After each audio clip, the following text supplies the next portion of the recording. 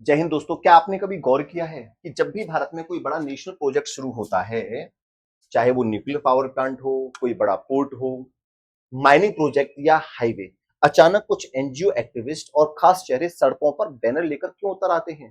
Protest करना लोकतंत्र का हक है, लेकिन पेच तब फंसता है साथियों, जब इन आंदोलनों के पीछे विदेशों से आने वाला काला धन शामिल होता है। अचानक पार्लियामेंट से लेकर साथियों सोशल मीडिया तक एफसीआरए यानी फॉरेन कंट्रीब्यूशन रेगुलेशन एक्ट को लेकर इतना हंगामा क्यों मचा हुआ है? क्यों कुछ एनजीओ राजनीतिक दलों की रातों की नींद उड़ी हुई है? आज की इस वीडियो में एफसीआरए का पूरा काला चिट्ठा खोलेंगे। इसका इतिहास क्या है, सरकार इसमें क्या कड़े बदलाव ला रही है और क्यों यह भारत की नेशनल सिक्योरिटी के लिए सबसे बड़ा हथियार है। सब कुछ आसान भाषा में समझेंगे साथियों।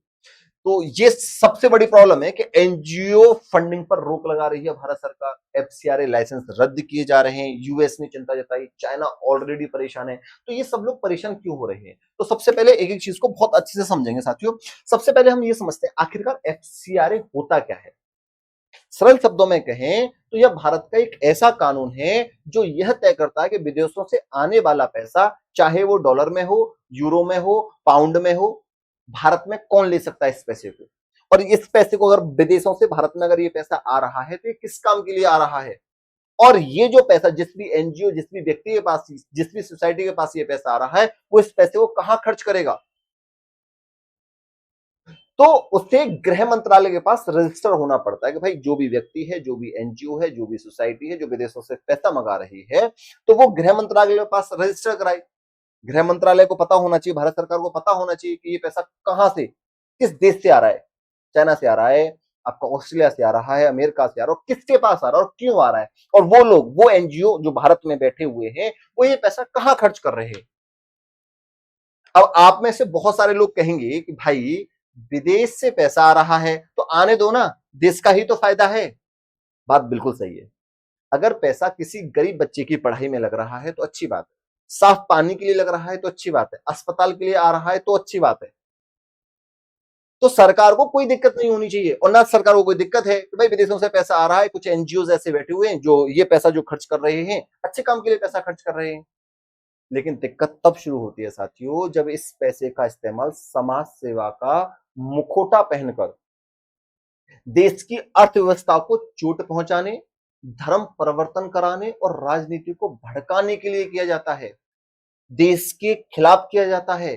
कुछ विदेशी ताकतें हमारे देश में ऐसा माहौल बनाती हैं जिससे सरकार पर प्रेशर आए और इंटरनेशनल मुद्दों को वो भूलकर अपने देश में उलझी रहे। मैं आपको एक प्रैक्टिकल उदाहरण देकर समझाता हूं, सबसे आराम से, बहुत तसल्ली से समझिएगा। सबसे पहले मैं आपको एक चीन का उदाहरण देकर समझाता हूं, चीन का कनेक्शन को थोड़ा सा समझिएगा साथियों। चीन दुनिया की दूसरी सबसे बड़ी अर्थव्यवस्था है और वो जानता है कि भारत तेजी से आगे बढ़ रहा है। अब मान लीजिए भारत अंडमान निकोबार के पास ग्रेट निकोबार प्रोजेक्ट में से एक बहुत बड़ा पोर्ट बना रहा है। यह पोर्ट सीधे मलक्का स्ट्रेट पर नजर रखेगा। ये वही रास्ता है जहां से चीन का 80% तेल गुजरता है। अब होता क्या है, क्योंकि जिस तरीके से ईरान ने स्ट्रेट ऑफ हार्मुज को पूरी तरीके से बंद कर दिया था, तो पूरी दुनिया का जो व्यापार था, जो तेल का व्यापार हो रहा था, पूरी दुनिया के लिए जो तेल सप्लाई हो रहा था, उसने ब्रेक कर दिया ना, क्योंकि वो ईरान की ताकत थी, ईरान वहां से कुछ भी कर सकता है। सेम ऐसे ही स्टेट ऑफ मलक्का पर भारत का बिल्कुल कंट्रोल है। वो भारत के बिल्कुल जैसे अंडमान निकोबार है, वहां ग्रेट निकोबार प्रोजेक्ट हम बहुत अच्छे से डेवलप कर रहे हैं, बहुत पैसा खर्च कर रहे हैं, क्योंकि वहां हम अच्छे से कंट्रोल स्थापित करना चाहते हैं। इंडोनेशिया में समांग पोर्ट है, वहां भी हम बहुत अच्छा खासा पैसा लगा रहे हैं। अब चीन को सबसे ज्यादा दिक्कत समस्या क्या है, क्योंकि उसका 80% जो व्यापार होता है साथियों, वो मलक्का स्ट्रेट से होता है। अब जब वो मलक्का स्टेट से होगा और वहां भारत का कंट्रोल होगा, तो चीन को सबसे बड़ा डर ये है कि कोई भी युद्ध की स्थिति अगर भारत के साथ बनती है, कहीं से भी, पाकिस्तान को लेके जो पीओके वाला मैटर चल रहा है, या चीन को लेके तो चलता ही रहता है, वो अरुणाचल प्रदेश में घुसने की कोशिश करता है, तो भाई भारत हमारा ये जो स्टेट ऑफ मलक्का, इसको कभी भी बंद कर सकता है, ईरान की तरह, जैसे ईरान ने स्टेट ऑफ हार्मुज को बंद करा था। तो हमारा तो व्यापार ही बंद हो जाएगा। तो फिर ये क्या करते हैं, ये लोग हमारे भारत में कुछ ऐसे एनजीओ, कुछ ऐसी सोसाइटीज बने हुए होते हैं जो वहां से पैसा भेजते हैं उन एनजीओ को, उन सोसाइटीज को, उस व्यक्ति को। अब वो वहां पैसा भेजेंगे तो भाई जो पैसा जिसको देगा उसका प्रभाव रहेगा उस एनजीओ के ऊपर।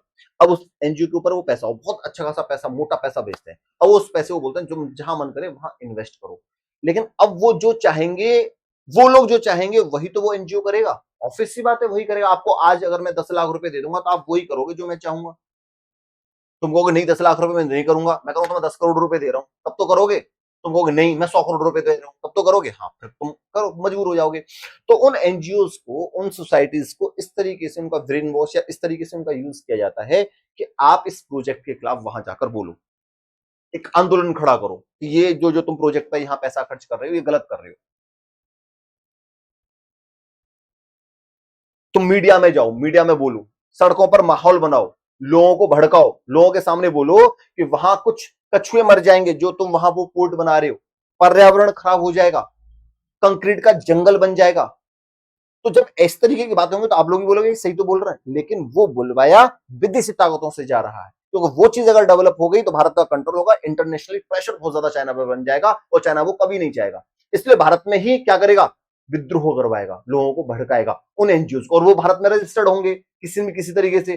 तो फिर क्या बोला जाएगा कि देखो ये एनजीओ प्रोटेस्ट करने आए, ये लोग प्रोटेस्ट करने आए, तो भारत सरकार उनको प्रोटेस्ट करने नहीं दे रही, इनको मार मार के भगा रही, जनता भड़क जाएगी। तो यही काम होता है सरकार को गिराने का, सरकार के खिलाफ जाने का। अब ऐसे ही एक और काम देख लो आप, न्यूक्लियर पावर प्लांट और कोल माइनिंग में भी यही देखा गया है कि जब भारत को अपनी 140 करोड़ जनता के लिए बिजली चाहिए तो ग्रीन पीस जैसे एनजीओ खड़े हो जाते हैं। पता है वो क्या कहते हैं कि न्यूक्लियर प्लांट मत बनाओ। हाँ, बताओ, ऑस्ट्रेलिया के साथ हमारी यूरेनियम डील हुई है, किस लिए हुई है? इसीलिए तो हुई है। लेकिन कुछ एनजीओ खड़े हो जाएंगे कि ये काम मत करो, ये देश के पर्यावरण के लिए खतरा है। अरे भाई, जब हमारे देश में 140 करोड़ लोग रहते हैं तो उनको बिजली का इंतजाम तो करना पड़ेगा ना सरकार को। क्या वो मोमबत्ती लेकर खड़े रहेंगे? 50 साल पीछे चले जाएं क्या? यही कारण है, इसको समझो। यही वजह है कि सरकार को जांच करनी पड़ती है कि भाई यह पैसा आपके पास किस काम के लिए आ रहा है। सरकार यही तो पूछ रही है आपसे, और आप ये भी नहीं बता सकते हो।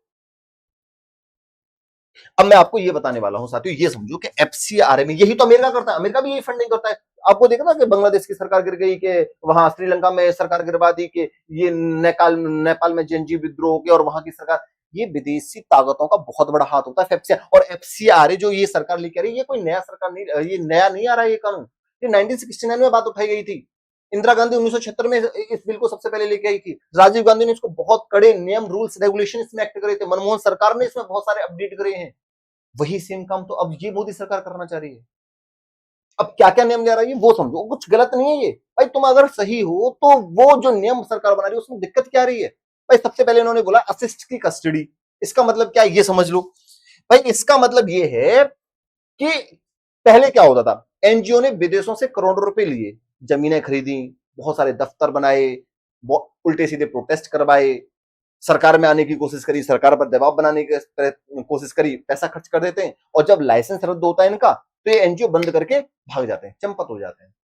अब नए नियम के तहत अगर लाइसेंस कैंसिल और लैप्स होता है, किसी भी कारण से तुम पता लगा कि तुम गलत तरीके से कुछ काम कर रहे हो और आपका लाइसेंस रद्द होता है, तो उस विदेशी पैसे से बनी सारी प्रॉपर्टी सरकारी कस्टडी में चली जाएगी। जो हमारे देश के जितने भी लोग हैं उससे उनका वेलफेयर के लिए काम किया जाएगा। तो ये सही बात है ना, इसमें गलत क्या है भाई? दूसरा पॉइंट क्या कह रही है जो इस एफसीआरए वाले ऐड किया जा रहा है कि मकसद और लोकेशन फिक्स की जाएगी। पहले रजिस्ट्रेशन लेकर कोई भी कहीं भी पैसा उड़ाता था, भाई रजिस्ट्रेशन करवा लिया एफसीआरए में जाके, और वो उस पैसे को कहीं भी उड़ा रहा है। लेकिन अब आप जिस खास काम के लिए और जिस राज्य के लिए परमिशन लेंगे, पैसा सिर्फ वहीं और उसी काम पर खर्च होगा। तो सही तो बात है। भाई तुमने बोला कि मैं ये पैसा एजुकेशन में खर्च करना चाहता हूं, फिर एजुकेशन में खर्च करो। तुमने बोला कि मुझे 100 करोड़ रुपए मिले चाइना से, किसी ने दिए, ठीक है, तुम्हारे पास आ गया, अच्छी बात है, तुम उस पैसे को कहां खर्च करो? तुमने बोला मैं एजुकेशन में खर्च करूंगा और मैं अपने एनजीओ के ये काम करवाऊंगा, मैं हेल्थ में खर्च करूंगा, तो वो पैसा फिर वहीं खर्च होना चाहिए। तीसरी जगह मत खर्च करो, देश में भड़काऊ चीजें मत लेके आओ, देश को भड़काओ मत। तीसरा पॉइंट, धर्म परिवर्तन में पूरी रोक होगी। विदेशी पैसे का इस्तेमाल करके भारत में धर्म परिवर्तन कराने की गतिविधियों को एफसीआरए से पूरी तरह बाहर कर दिया गया है। आप दिल से जो धर्म अपनाना चाहें अपनाइए, लेकिन विदेशी फंडिंग से लालच देकर धर्म परिवर्तन का स्कैम अब नहीं चलेगा। ये भी सही बात है, इसमें क्या गलत है? और चौथा पॉइंट क्या, चौथा जो नियम लेके आ रही है वो क्या है? एडमिनिस्ट्रेटिव खर्च पर लगाव। पहले विदेशों से आए पैसे का 50% हिस्सा एनजीओ के मालिक अपनी बड़ी गाड़ियां, 5 स्टार होटलों, सैलरी, फ्लाइट्स में उड़ा देते थे। इसे घटाकर 20% कर दिया गया है। 50% पैसा तुम खुद अपने ऐसो आराम, अपने मजे के लिए उड़ाओगे नहीं, अब वो 20% कर दोगे। इसमें क्या खराबी है? 80% पैसा जमीनी काम पर लगाना ही पड़ेगा जो विदेशों से पैसा आ रहा है। आपको क्या लगता है कि ये सब हवा हवाई बातें हैं? कुछ असली ऑन रिकॉर्ड उदाहरण देखिए साथियों, जो मैं आपको बताने चाह रहा हूं। सबसे पहले आप ग्रीन पीस इंडिया, एक एनजीओ है ग्रीन पीस इंडिया, इसको समझना अच्छे से, जो मैं आपको समझाना चाहता हूं। सरकार का आरोप क्या है कि विदेशी फंडिंग का इस्तेमाल कोल माइनिंग और न्यूक्लियर पावर प्रोजेक्ट्स के लिए खिलाफ किया गया। एनर्जी सिक्योरिटी, इसका क्या मतलब है? सरकार ने आरोप लगाया है कि विदेशी फंड्स का इस्तेमाल भारत के कोल माइनिंग और न्यूक्लियर प्रोजेक्ट्स को ठप करने के लिए किया गया है। समझ रहे हो आप? दूसरा है आपकी एमनेस्टी इंटरनेशनल, कॉमर्शियल एंटिटीज के जरिए एफसीआरए नियमों का उल्लंघन। 2020 में बैंक खाते सीज किए गए थे। 2020 में इनके बैंक अकाउंट्स फ्रीज किए गए क्योंकि इन्होंने कॉमर्शियल रूट से विदेशी पैसा मांगकर नियमों की धज्जियां उड़ाई थी। और तीसरा सबसे एक और इंपॉर्टेंट है लॉयर्स कलेक्टिव, जो आपकी होम मिनिस्ट्री है, एमएचए द्वारा एफसीआरए लाइसेंस रद्द, विदेशी चंदे का नियमों के खिलाफ इस्तेमाल, लीगल इंटरफेरेंस।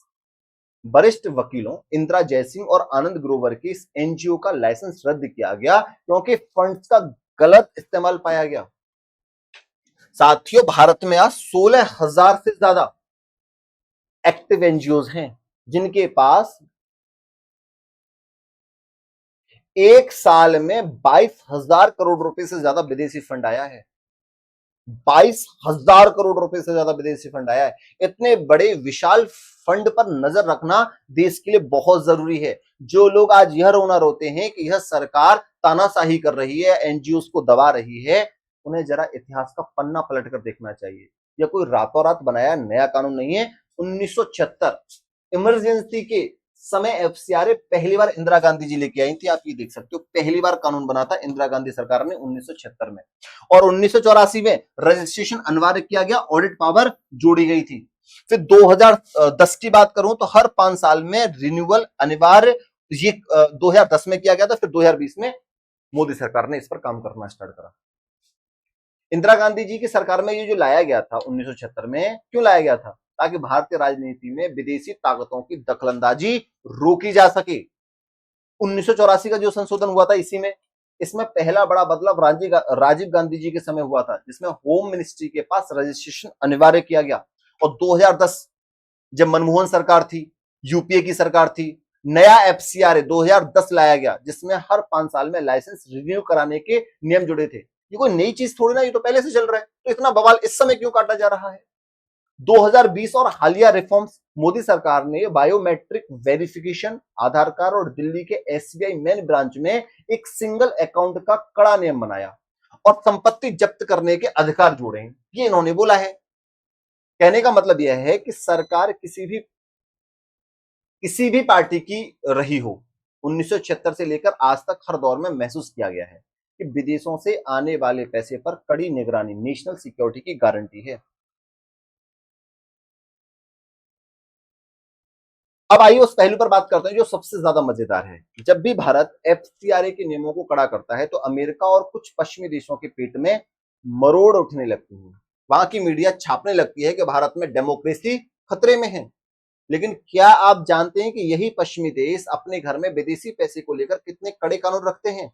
और मैं अमेरिका की बात करूं तो अमेरिका में एफसीआरए एक्ट, जो फॉरेन एजेंट, एफसीआरए का मतलब सॉरी एफएआरए, अमेरिका में जो ये नियम है वो चल रहा है एफएआरए, फॉरेन एजेंट रजिस्ट्रेशन एक्ट। अगर कोई व्यक्ति या संस्था किसी विदेशी सरकार या एनजीओ के कहने पर कोई पॉलिटिकल एक्टिविटी करता है तो उसे डिपार्टमेंट ऑफ जस्टिस के सामने एक एक पाई का हिसाब देना पड़ता है। नियम तोड़े तो सीधे जेल होती है। ये इनका है, अमेरिका वालों का। अगर यूके की बात करें तो नेशनल सिक्योरिटी एक्ट 2023। ऑस्ट्रेलिया 2018 में ऑस्ट्रेलिया ने फॉरेन इन्फ्लुएंस स्कीम बनाकर विदेशी दखलंदाजी पर पूरी तरह रोक लगा दी थी।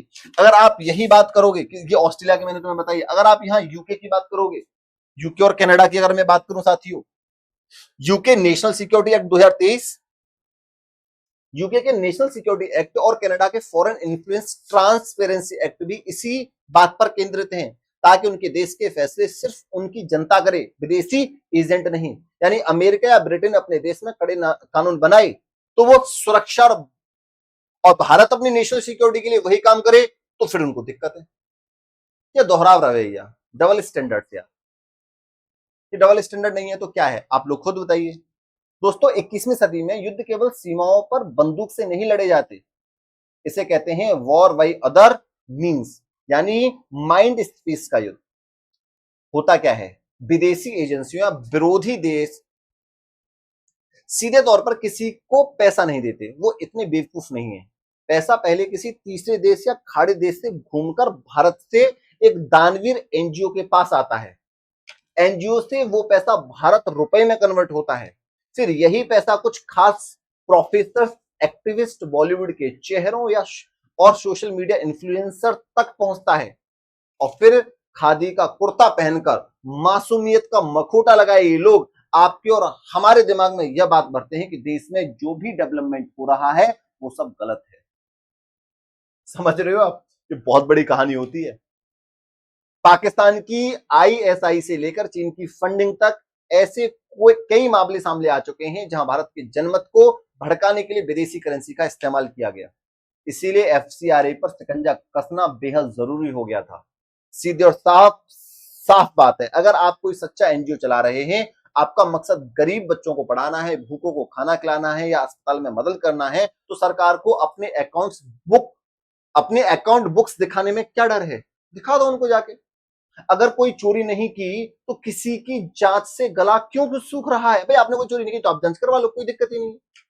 बैंक अकाउंट्स खोलिए, कागजात दिखाइए और ईमानदारी से काम कीजिए, दिक्कत क्या है इसमें? सरकार यही तो बोल रही है, ईमानदारी से काम करिए, अपने बैंक अकाउंट्स में सरकार को दिखा दो, रजिस्ट्रेशन करवा दो गृह मंत्रालय के अंदर, तो दिक्कत क्या आ रही है इसमें? सरकार और देश की जनता दोनों आपका स्वागत करेंगी। लेकिन अगर मानवाधिकार या सोशल वर्क के नाम पर भारत की अखंडता, संप्रभुता और विकास को निशाना बनाया जाएगा तो यह आज का भारत है। यहाँ कानून का डंडा चलेगा भी और हिसाब भी ले लिया जाएगा। और हमारी जनता भी बहुत ज्यादा आजकल अवेयर है, आपको जवाब बहुत अच्छे से देगी। और कमेंट बॉक्स में आप ऐसे एनजीओ को, ऐसे लोगों को जो देश विरोधी काम करते हैं, उनको जरूर दीजिएगा कि मैं इस स्टेट से बोल रहा हूं, मैं इस गांव से बोल रहा हूं, तुम्हारी ये औकात है। मैं अपने कंट्री को इस तरीके से सलाम करता हूं। जय हिंद जरूर लिखिएगा। आपकी इस पूरे मुद्दे पर क्या राय है, एक बार जरूर लिखना साथियों। क्या भारत सरकार का एफसीआरए को इतना सख्त बनाना सही कदम है या नहीं? अपनी राय जरूर दीजिएगा। अगर वीडियो में दी गई जानकारी आपको आंखें खोलने वाली लगी हो तो इसे दोस्तों के साथ शेयर करें। अपने व्हाट्सएप स्टेटस, फेसबुक स्टेटस और इंस्टाग्राम के स्टेटस पर जरूर लगाएं साथियों। इस लिंक को अपने दोस्तों में जरूर शेयर करें, क्योंकि सब लोगों के पास ये न्यूज पहुंचनी चाहिए, अवेयरनेस आनी चाहिए। और एक बार चैनल को सब्सक्राइब भी सभी साथी जरूर करें। धन्यवाद साथियों।